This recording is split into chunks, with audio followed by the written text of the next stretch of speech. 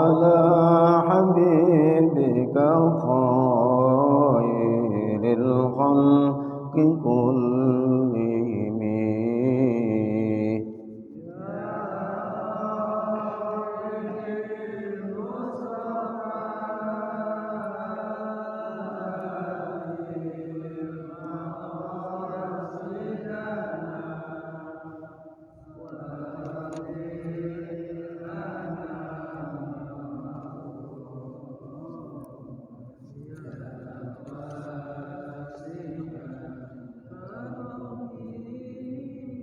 لعل رحمة ربي حين يقسمها تأتي على حسب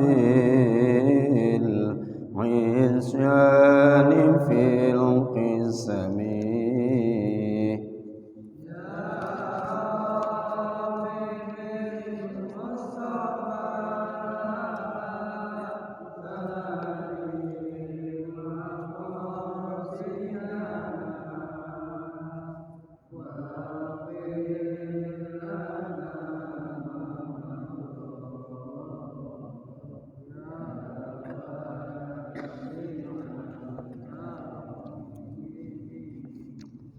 Alhamdulillahil alamin, wassalatu wassalamu ala asyrafil mursalin sayyidina Muhammad wa ala alihi washabbihi wa man tabi'ahu bi ihsanin ila yaumiddin. Allahumma arzuqna balaghata fahmi nabiyyin wa fasahata hifdzil mursalin wa ilhamal malaikatil muqarrabin bi rahmatika ya arhamar rahimin. Rabbi shrah li sadri wa yassir li amri wahlul 'uqdatam min lisani yafqahu qawli. Qala al-musannif rahimahullah ta'ala wa nafa'allahu bihi wa bi'ilmihi fid darin amin ya rabbal alamin. Ila hadratin Nabi Mustafa Muhammadin sallallahu alaihi wa alihi wasallam thumma jami'al masyaallah ma'al masasmat termas wa mahad an-nur wa mahad nuril anwar wa mahad pesan syarhul antum al fadil kitab Asy-Syaikh Ibnu Abdullah Sanari wa man syaraha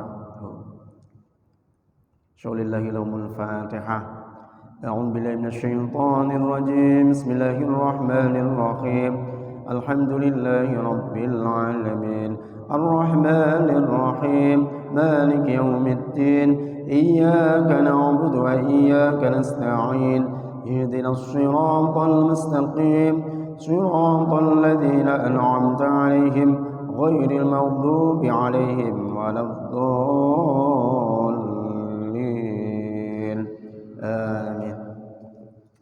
Secara kesemuanya, alhamdulillah kita masih menjadi orang yang dipilih oleh Allah, bisa meneruskan ibadah, meneruskan amaliyah untuk mendapatkan sesuatu bekal, termasuk bekal ilmu untuk menopang agar ibadah kita ini menjadi ibadah yang benar menurut syariat dan benar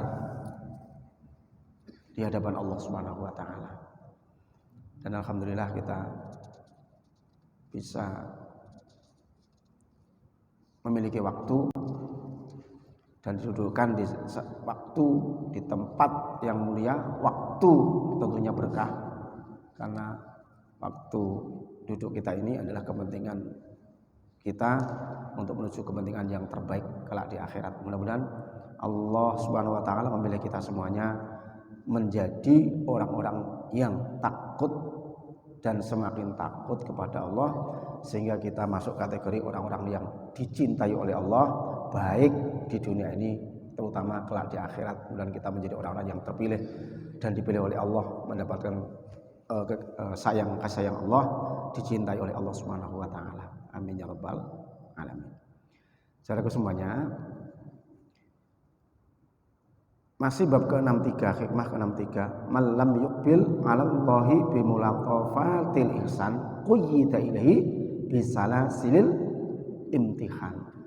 Barang siapa saja yang tidak bisa, yang tidak mau menghadap kepada Allah bersama halusnya kebaikan darinya, maka ia akan dibelenggu dengan rantai-rantai cobaan. Duitnya banyak, gak mau ibadah, akhirnya gak punya duit, baru ibadah. Hati-hati kalau kita diberikan oleh Allah satu nikmat. Dengan nikmat tadi kita nggak mau menghadap kepada Allah.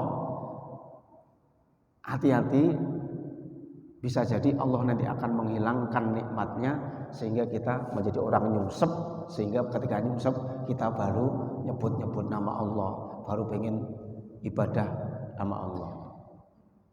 Kenapa ketika kita misalkan kita masih muda, kita nggak ingat Allah, ingat-ingat aja kalau ketika tua, terus mau ibadah sikile jalan aja susah. Tapi semuanya itu sebetulnya cara yang Allah berikan kepada kita agar kita itu sebetulnya menghadap kepada Allah terus. Tapi rumus yang pertama yang disampaikan oleh Syekh Ibnu Athaillah, barang siapa atau siapa saja yang tidak menghadap kepada Allah bimulatafatil ihsan, yaitu bersama halusnya kebaikan dari Allah, maka dia akan dibelenggu dengan rantai-rantai cobaan.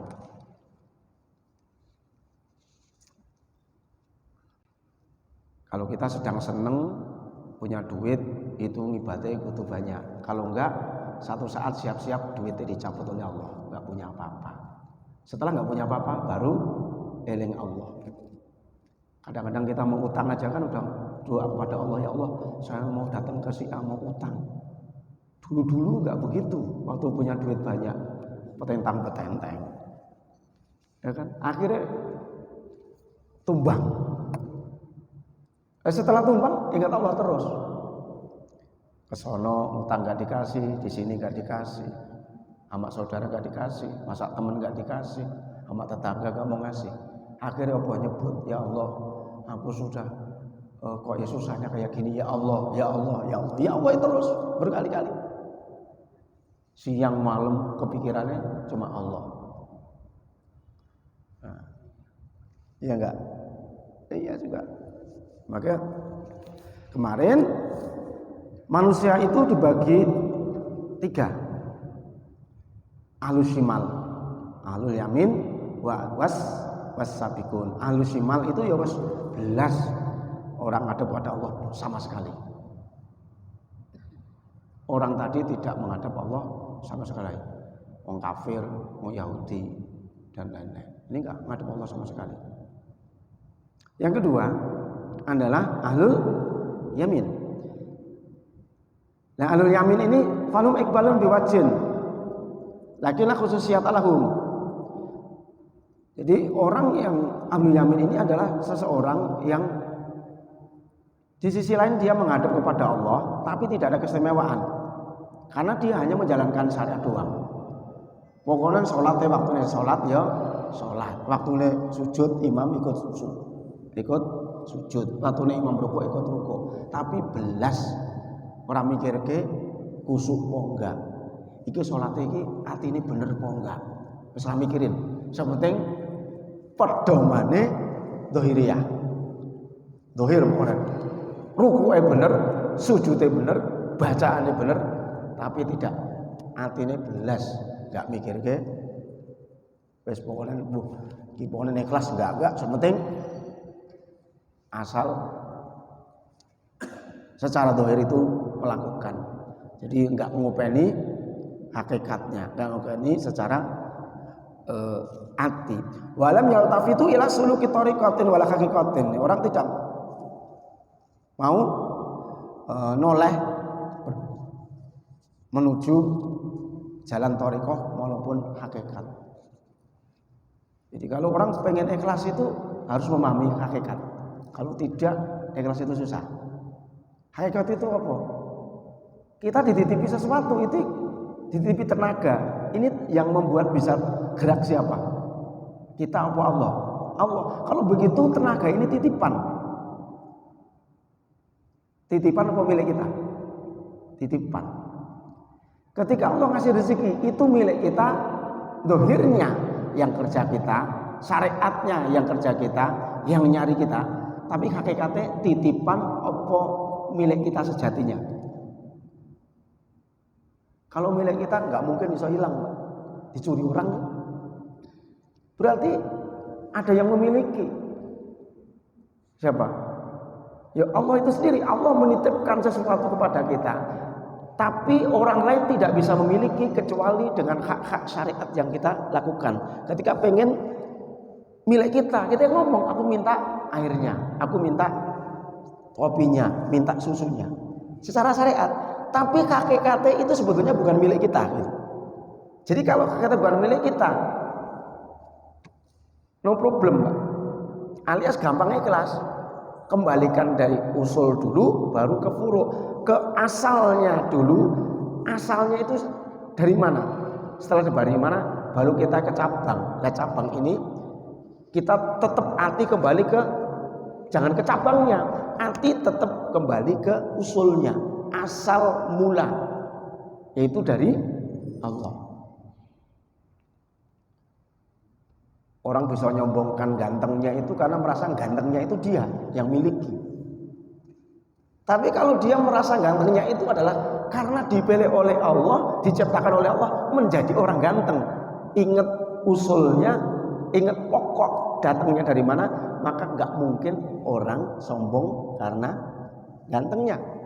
Sama, orang yang nyombongkan nasabnya itu adalah orang-orang yang tidak bisa melihat usul. Dari mana nasab itu muncul, dari mana takdir nasab dia menjadi orang yang punya nasab bagus.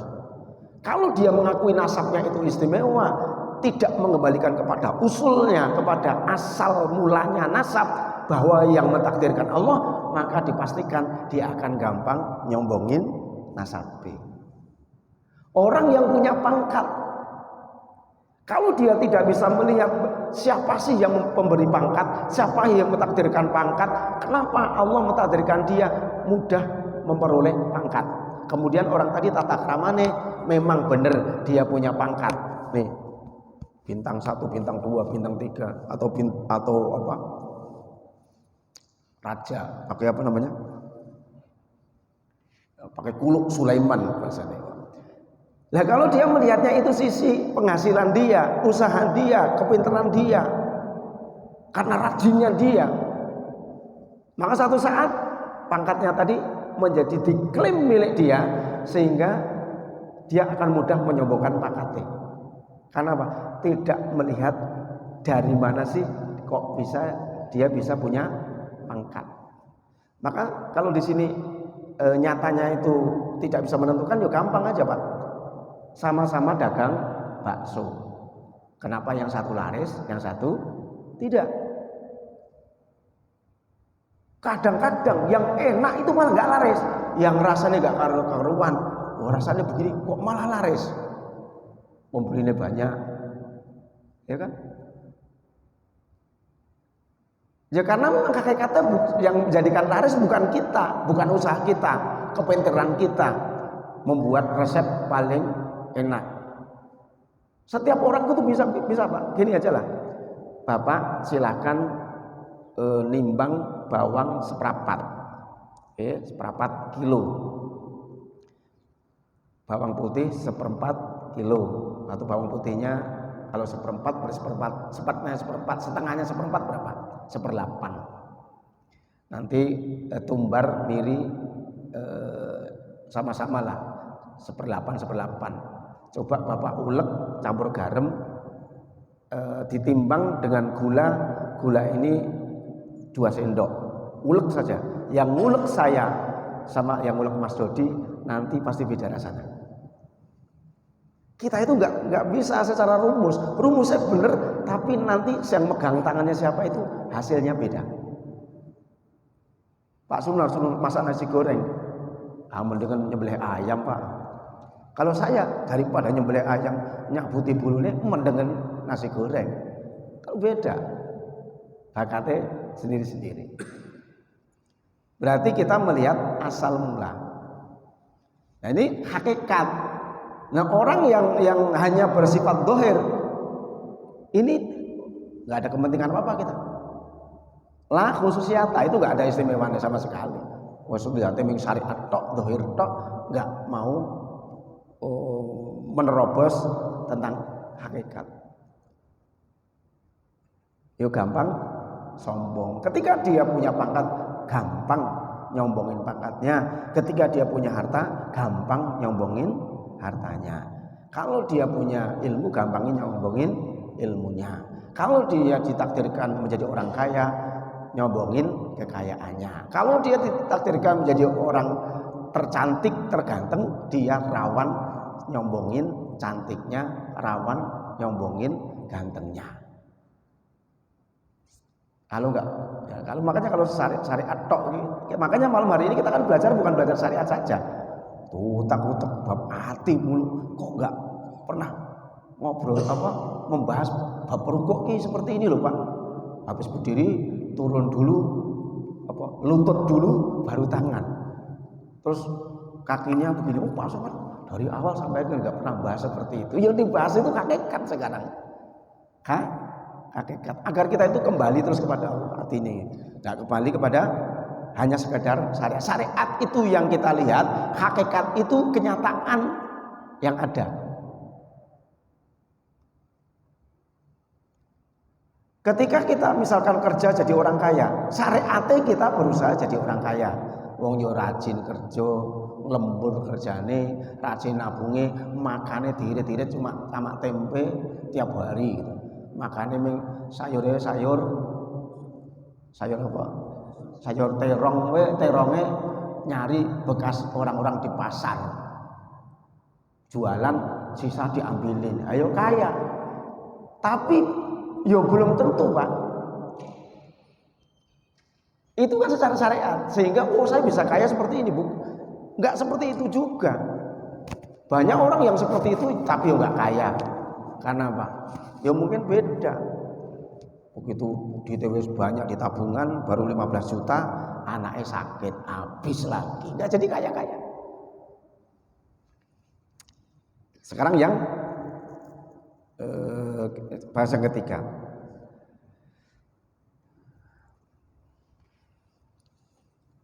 Wa amas sabiqun an utawi as-sabiqun faqat akbaru teman-teman madhep sapa as-sabiqun Allah ta'ala mutawajjihina kali wong kang ngadep ilahi maring Allah talibin hale nyupre mencari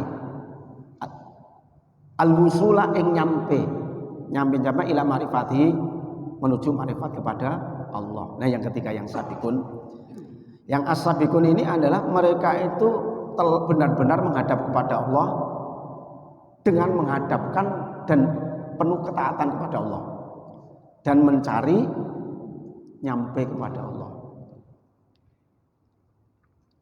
Jadi pengen nyampe kepada Allah, pengen mengejar kemakrifatan. Ini kalau syariat nggak iso Pak, kalau bahas gini, bahas makrifat itu tidak berhubungan dengan sholat. Sholatnya gini enggak.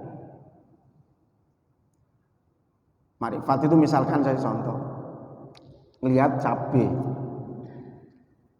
Makrifat itu kan ilmu asli Pak.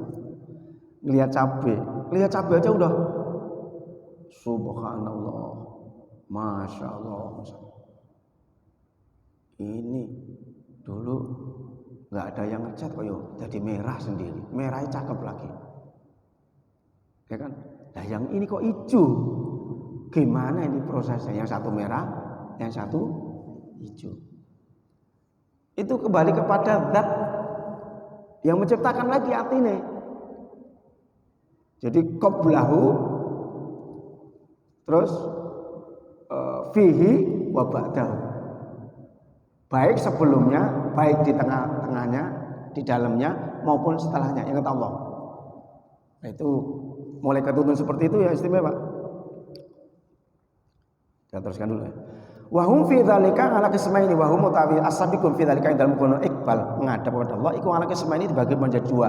Qismun sebagian iku iqbal ngadep sapa qismun Allah Gusti Allah bila Allah ihsanhi kelawan lembute baguse sifate Allah. Wa qiyaman lan krana jumenengi bisyukri in'ami kelawan syukur nikmate Gusti Allah wamtinai tegese fadlai Gusti Allah kan ukurane Gusti Allah. Wa hum utawi as-sabiqun qismun wa hum utawi qismun awal qismun itu sing awal as-sabiqun iku ahlu maqam syukri yaitu ahli maqam syukur. Gampang sekarang gini. Jadi kalau as-sabiqun Ini namanya as-sabiqun, orang yang berlomba-lomba dalam kebaikan. Tapi di sini istilah di kitab ini as-sabiqun orang-orang yang menginginkan makrifat kepada Allah, pengen nyampe kepada Allah. Yang pertama adalah dibagi dua kan itu ya. Yang pertama, aqbala 'ala Allah bi taufiq ihsani. Orang ini menghadap kepada Allah karena Allah memberikan kebaikannya, memberikan nikmatnya, yaitu dengan cara bersyukur kepada Allah atas nikmatnya dan bersyukur kepada Allah atas pemberian Allah. Dikasih nikmat itu syukurnya luar biasa. Fadhkuru ala Allahi la'allakum tuflihun. Ingatlah nikmat-nikmat Allah agar kamu menjadi orang yang tuflihun, orang yang beruntung. Ini kunci kemarifatan, berarti orang mengejar pengen kemarifatan lewat nikmat. Syukure pol. Syukure pol. Syukure itu bener-bener itu. Loh, kita itu banyak ngeluh. Punya duit masih ngeluh. Nah itu enggak beres. Harusnya enggak punya duit belas sama sekali. Kita itu kadang-kadang punya sesuatu yang sesuatu tadi sebetulnya itu menjadi cita-cita orang lain. Contoh gini lah. Kadang-kadang yang kita nggak sukai itu Pak, itu orang lain menginginkan sesuatu yang nggak kita sukai itu. Contoh, saya itu dulu kenal orang kaya, miliaran begitu, wes toh, miliaran. Itu di daerah Kelapa Gading, itu sering ke rumah, duitnya nggak berseri Pak. Itu setiap itu mau beli apa aja itu, mau mobil yang kayak apa itu bisa. Tabungannya anaknya itu udah M-an semua, dikasih M ini M ini M ini M. Dia T, itu Pak duit T. Ketika lewat di sini jalan Nusa 1. Gitu Pak. Ketika nyampe rumah ngobrol sama saya itu cuma nangis. Kok nangis Bu? Iya Pak. Nangis ya kan? Saya itu ngeliatin itu suami istri bawa sayur, istrinya bonceng duduk di atas bawaan situ kan. Terus sambil jalan kayak senyum-senyuman, ketawanya lepas itu Pak. Lah wong melarat kok diiri ya. Cuma jualan sayur, motornya motor butut, tapi suami istri tadi sambil bonceng sambil ketawa-ketawa itu, berdua itu ngobrol ketawa-ketawa. Dia itu nggak bisa duitnya miliaran itu nggak bisa ketawa Pak, dengan suami ini maksudnya. Serius banget, sedikit-sedikit dibentak, duit banyak tapi dikasih duit banyak, dibentakin, disentok di ini. Loh, sesuatu yang diinginkan orang kaya cuma pengen gitu. Bahwa ya saya tuh pengen begitu loh Pak. Wes duit ini nggak ada artinya katanya. Duit nggak ada artinya. Dia lebih seneng lihat aku menginginkan, mbok suami saya itu mendingan jualan sayur kayak gitu, pakai motor butut, aku bonceng di belakangnya, senyumnya ketawanya ngakak-ngakak di jalan. Ayo. Duitnya miliaran, sedengan kan cuma pengen dari tukang sayur bisa ketawa sama suaminya. Begitu kepleset suaminya, lah bapak gitu. Itu menjadi iri dia, iri Pak.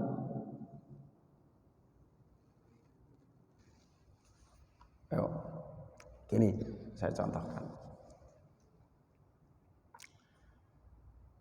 Ada anak, nih Pak, saya ada tamu, anaknya ini sangat luar biasa. Sekolahnya itu memang apa? Sekolahnya itu memang sangat tinggi. Sangat tinggi sekolahnya.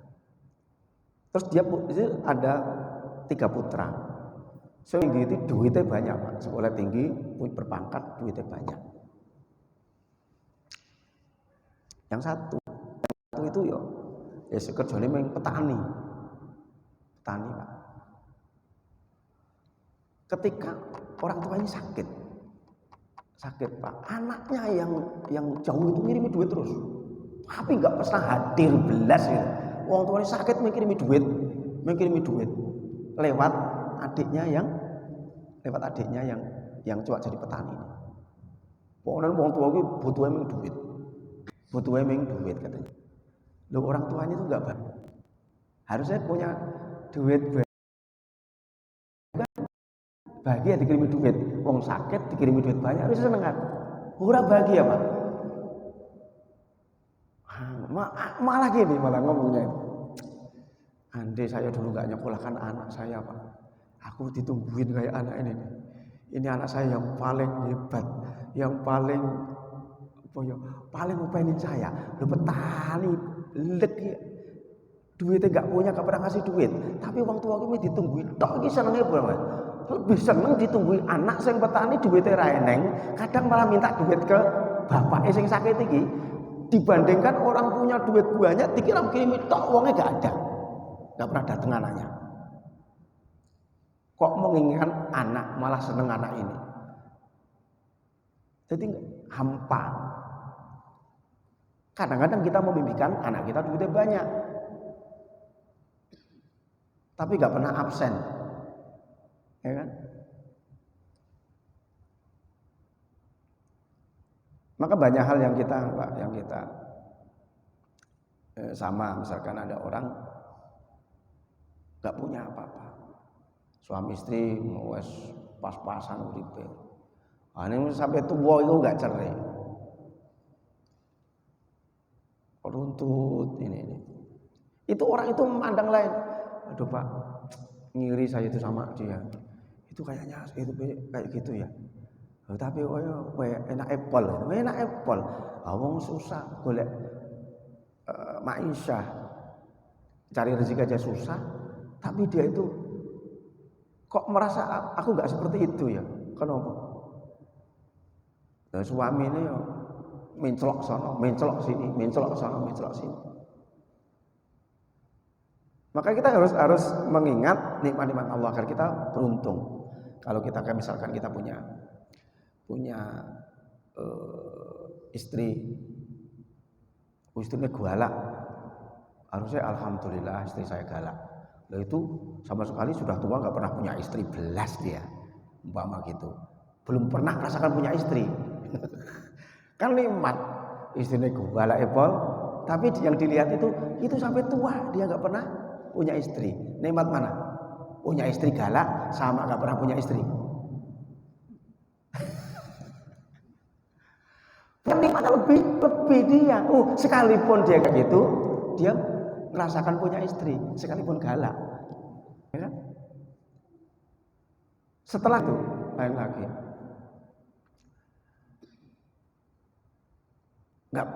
Ini ada seseorang yang nggak punya anak.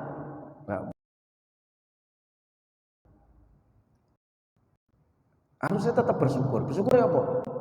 Ya bersyukurnya, itu orang udah nggak punya anak, nggak punya istri. Saya mendingan nggak punya anak, masih punya istri kan? Ya kan? Terus aja punya anak, punya istri, anaknya nakal. Ya tetap harus secara hakikat harus tetap merasa dia nikmatnya lebih dari orang lain. Lah sono boro-boro punya anak nakal. Minimal punya anak nakal kan? Punya anak. Kan masih bisa dibenahi namanya anak. Ya sono mau benahi nopo enggak punya anak, enggak punya istri. Jadi dikembangkan terus, Pak. Jadi kalau udah gitu kan nanti kita nyaman hidup ini. Satu, wah, anak si A ini pangkatnya tinggi-tinggi, kerjanya enak-enak semua, yang satu jadi dokter, yang satu jadi lurah, yang satu jadi bupati. Tetangganya anak kita jadi cuma tukang pemulung. Bersyukur tetepan, bersyukur. Itu yang jadi bupati, boro-boro pengen ketemu bapaknya. Lungo terus jadi bupati nggak pernah ketemu bapaknya. Mendingan saya anak dadi pemulung nek sore ketemu bisa ngobrol.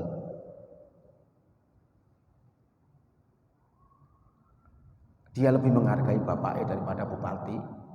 Wong tuane yang biasa. Terus dikembangkan Pak. Itu jadi nikmat apa namanya? Menuju Allah dengan lewat syukur.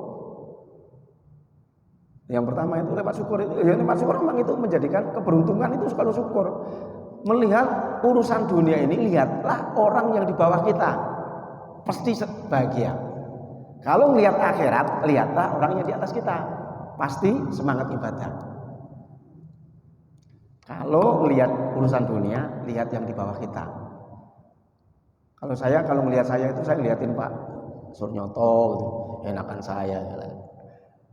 Misalkan Mas Sodi enakan saya tetap enakan saya dibandingkan siapa aja, saya masih enakan saya. Dulu waktu saya belum punya apa-apa, enakan saya Mas ya. Saya itu masih ngontrak, bisa bayar sambil mukis-mukis dulu ngontrak ya. Dulu saya pernah di Jengki sini Pak, tahun 2000 sampai 2004 sampai 2005. Itu mukis-mukis itu boro-boro mengontrak duit itu susah pol.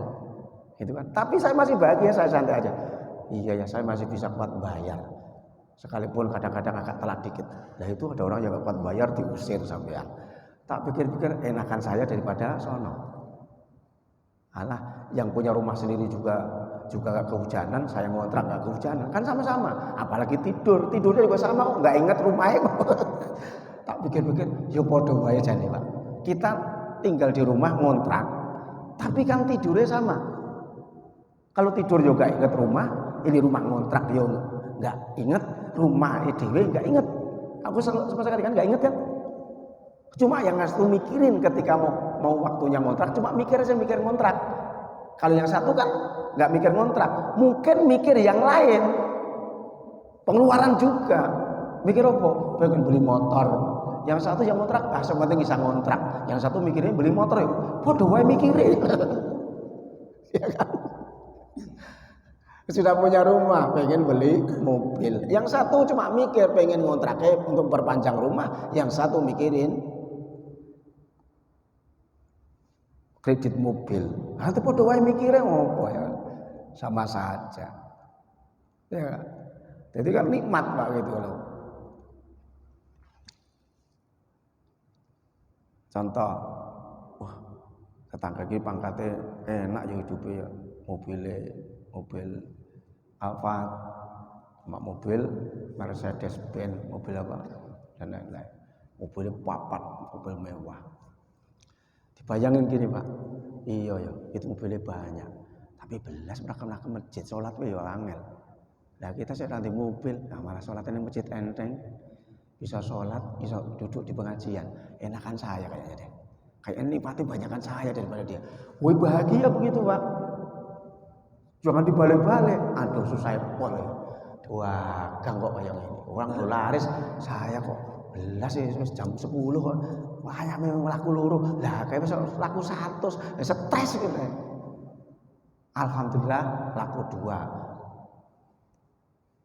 Ya, nah itu Pak Somad nggak pernah dagang ayam. Mendingan saya dagang ayam. Boro-boro Pak Somad dagang ayam, nggak pernah dagang ayam. Berarti kenakan saya punya dagangan, Pak Somad nggak punya dagangan kan gitu. Saya ada yang ditunggu-tunggu, ya ada yang ditunggu-tunggu apa? Untungnya yang beli Pak Somad nunggu apa? Karena saya ditunggu sakit tenan, enakan saya kan gitu. Jangan dibalik, enak ya Pak Somad itu, diem aja kok yo, bisa makan yo, bisa biayai sekolah, yo stres sampean Pak mikir gitu. Wah kacau, ya nggak nyampe. Pokoknya dinikmati ya Pak. Begitu juga. Enakan Pak Somad ya ngajar ngaji. Enakan apa? Ya enakan sampean Pak. Enakan saya. Tinggal datang tidur juga ada yang larang, ngaji duduk aja lah. Tinggal dengerin. Paham nggak paham sepenting hadir selesai. Nah Pak Somad satu ngaji yang disampaikan. Oh, itu pertanggungjawaban di akhirat. Gak iso maca ya Arab kabeh. Ora ning artine kitab iki ning ngartake piye? Ha mikir. Enakan sapa? Saya mikir karo sing santai Pak, dengerin. Enakan dengerin, pahalanya kan siapa? Duduknya sama Pak, kita sama-sama duduk, hakikatnya duduk di Raudhah min Riyadhil Jannah, duduk di taman surga, sama-sama duduk taman surga kita. Cuma takdirnya Pak Somad mumet sih. mumet sih apa? Bahasa Arab kabeh iki masalahnya. Bahasa Arab kabeh ini enggak ada artinya kitab ini, Pak. Wis kitab gundul macane piye wah. Ah stres sampean mau di depan ya. Pak Dodi. Oh, mau ya sudah, jangan ngomong Pak enak Pak Somad, enakan saya gitu. Ya. Ayo, yang punya mobil, yang punya motor, enakan mana? Enakan mana? Coba, yang punya mobil, yang punya motor, enakan mana? Yang punya motor ngomong enakan punya motor, Pak. Nggak pernah ngeluh macet, iso lewat trotoar. Nah, yang punya mobil, gimana mau nyalip-nyalip nggak bisa, motor ledeng. Kadang-kadang saya itu yuk punya motor sama mobil itu sama, Pak. Wong saya itu punya mobil nggak mesti punya mobil, pakai motor aja macet, males juga, Pak. Males lah pakai motor, pakai motor aja. Saya kan bisa ngaji sini pakai mobil, tapi saya kadang-kadang pakai kafaroh memang. Sengaja mobil itu tak pakai untuk ngaji. Apa Pak Somad nggak bersyukur dengan punya mobil? Bersyukur banget, Pak. Kalau pas ngaji hujan bisa tak pakai. Tapi terkadang nyaman pakai motor. Wis macet. Coba tadi kalau begini tahu pakai motor aja pakai mobil. Apa? Karena telat. Macet. Mau ditinggal mobil di tengah. Pernah ya kalau satu ya? Pakai mobil di Cibubur itu berapa jam mau ngaji di sana? Masya Allah kejebak Pak, mau macet. Aku akhirnya turun, mobilnya tak tinggal di pasar Cibubur. Mau asal masuk ke pasar Cibubur, aku naik ojol. Ayo Pak, ngelarang aja, tahu ngejar waktu. Nggak nikmat pakai mobil, nggak taunya Pak.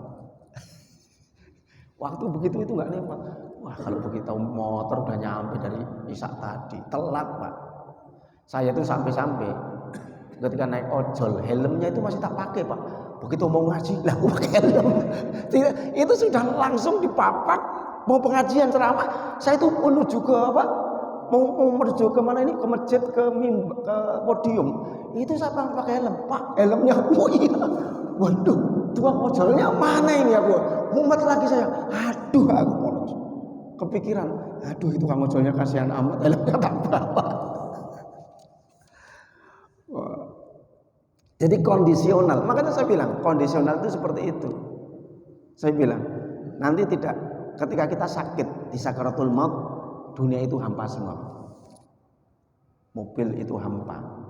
Bapak sudah misalkan naudzubillah lah, ada orang yang lumpuh total.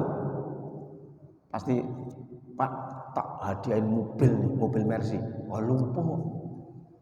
Seneng Bang. Alhamdulillah. Yo Leng, nanti Le langsung tak pakai. Gak bakal ini anak ngejek saya, apa hina saya ini. Jelas-jelas tangannya gak bisa nyopir, kakinya gak bisa nyopir, kok dikasih hadiah mobil. Ya kan? Yuk kasih hadiah obat Cina kayak apa gitu Pak. Makan ini biar sembuh. Lebih seneng daripada dibeliin mobil orang lumpuh. Ya kondisional aja Pak. Karena kita masih memandang dengan syariat sekarang itu mobil itu enak, rumah itu enak, duitnya banyak itu enak. Ya kan? Tapi kan nggak seperti itu hakikatnya akhirnya. Nanti kalau udah mau sakaratul maut, hilang bapak itu, hilang semua. Mobil itu nggak ada artinya, motor nggak ada artinya, rumah mewah nggak ada artinya. Kalau sudah sakaratul maut, udah terdetik nggak bisa ngapa gini, udah nggak ada artinya semua. Yang ada artinya pengen sembuh toh, pengen sembuh. Ya Allah, sembuhkan aku biar sakitnya sembuh. Seorang pengen apa-apa Pak waktu itu. Nah itu nyata kan. Mudah-mudahan kita menjadi orang-orang yang pertama, yang diterangkan yang pertama yaitu kita bisa menghadap Allah, makrifat kepada Allah dengan jalan nikmat, yaitu dengan cara qiyaman li syukrihi, yaitu mau bersyukur kepada Allah dengan sebenar-benarnya syukur, sehat untuk ibadah, punya pikiran untuk ngaji, itu pikiran kita untuk ilmu, tadabbur ilmu, itu namanya bersyukur. Kita termasuk bersyukur ngaji ini, bersyukur tentang akal kita, lahir kita, hati kita dan lain-lain. Mudah-mudahan kita bisa nyampe kepada Allah dengan yang jalan yang pertama ini. Amin ya rabbal alamin. Allahumma shalli ala sayyidina Muhammad wa ala sayyidina Muhammad. Alhamdulillah bil alamin wa syukurina wa fi'alkum mazidah. Ya rabbana lakal hamdu kama yanbaghi li jalali sultanik. Allahumma anfa'na bima 'allamtana wa 'allimna ma yanfa'una, zidna ma yanfa'una wa dhikrna ma nasina. اللهم إنا نستودعك مع المطر فلا تطول إلينا قد حاجاتنا إليه اللهم ربنا اختم بالصالحات أعمالنا والحقنا بالصالحين ربنا آتنا في الدنيا حسنة وفي الآخرة حسنة وقنا عذاب النار صلى الله عليه وسلم محمد النبي الأمي وعلى آله وصحبه وبارك وسلم بفضلك سبحانك رب العزة عما يصفون سلام على المرسلين الحمد لله رب العالمين السلام عليكم ورحمة الله وبركاته.